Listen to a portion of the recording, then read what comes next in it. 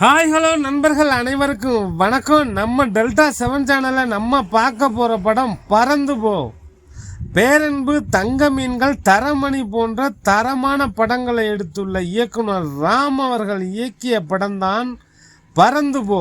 இந்த படத்தில் நடிகர்கள் சிவா, மாஸ்டர் மிதுன், ரியான், கிரேஸ் ஆண்டனி, அஞ்சலி, விஜய் யேசுதாஸ், அஜு வர்கீஸ், தியா, பாலாஜி சக்திவேல், ஸ்ரீஜா ரவி மற்றும் பலர் நடித்துள்ளனர். Director Ram, music Santhosh Dhayanidhi, cinematography NK Ekambaram, editing Mathi VS, producer Ram சில பேரோட இணைந்து இந்த படத்தை தயாரிச்சிருக்கார். இந்த படத்தோட கதை என்னன்னு லைட்டாக சொல்கிறேன்.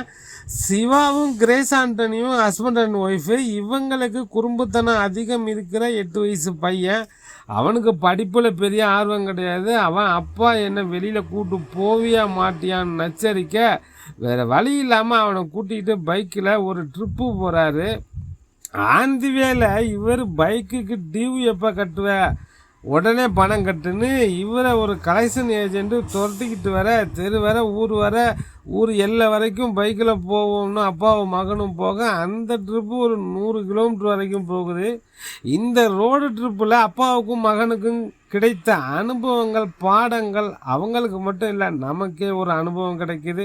இதுதான் இந்த படத்தோட மொத்த கதையே. நமக்கு பிடிச்சது எல்லாத்தையும் குழந்தைகளுக்கு செய்யறதை விட குழந்தைகளுக்கு என்ன பிடிக்குதோ, என்ன வேணுமோ, அவங்களுக்கு பிடிச்ச விஷயங்களை நீங்கள் பண்ணுங்க அப்படின்னு சொல்கிற படம் தான் இது.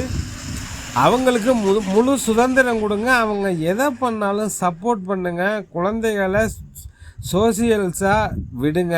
நம்ம பிறந்த கிராமம், சொந்தக்காரங்க வீடு, திருமணம், திருவிழா எல்லா இடத்துக்கும் கூப்பிட்டு போங்க. இந்த விஷயங்கள் தான் அவங்களுக்கு நல்ல அனுபவங்கள், முழுமையான பாடங்கள் எல்லாத்தையும் அவங்களுக்கு கற்றுக் கொடுக்கும் அப்படிங்கிறத முழுமையாக எடுத்து வைத்திருக்கார் இயக்குனர் ராம். இதை மட்டும் பேசாமல் நம்ம ஊரில் மட்டும்தான் ஜாதி என்ன அப்படின்னு கேட்பாங்க, நார்த் இந்தியா போனீங்கன்னா மதம் என்ன அப்படின்னு சேர்த்து கேட்பாங்க அப்படின்னு ஒரு குட்டுறாரு. படத்தில் சில காமெடியான சில காட்சிகளை தெறிக்க விட்டுருக்காரு டைரக்டர்.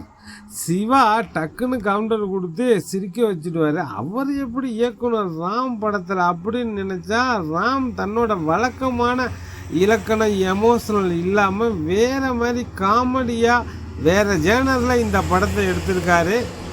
சிவா ஒரு சில விஷயங்களை அவரோட ஸ்டைலில் சூப்பராக ஹேண்டில் பண்ணியிருக்காரு.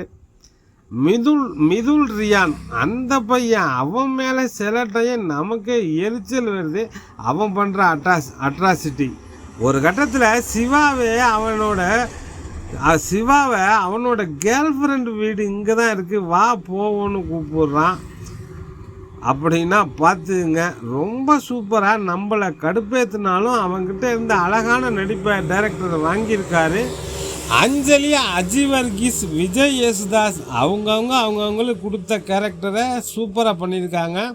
இது ஒரு ரோடு ட்ராமா காமெடி மூவி தான். சில காட்சிகள் உண்மைக்கு நெருக்கமாக இல்லாத மாதிரி சினிமாத்தனமாக இருக்குது.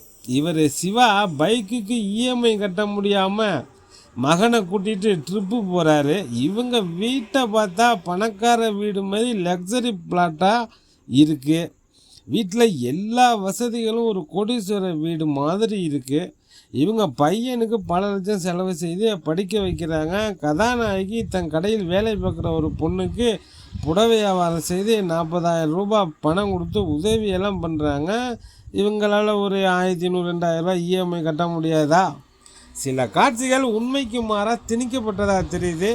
ஒரு ஜாலியான காமெடி ட்ராமா மூவி பார்க்கணுன்னு நினைக்கிறவங்க இந்த படம் பாருங்கள். ஓகே ஃப்ரெண்ட்ஸ், மீண்டும் டெல்டா 7 சேனலில் வேறொரு கதையில் உங்களை சந்திப்போம். டெல்டா 7 நண்பர்களுக்கு நன்றிகள் பல.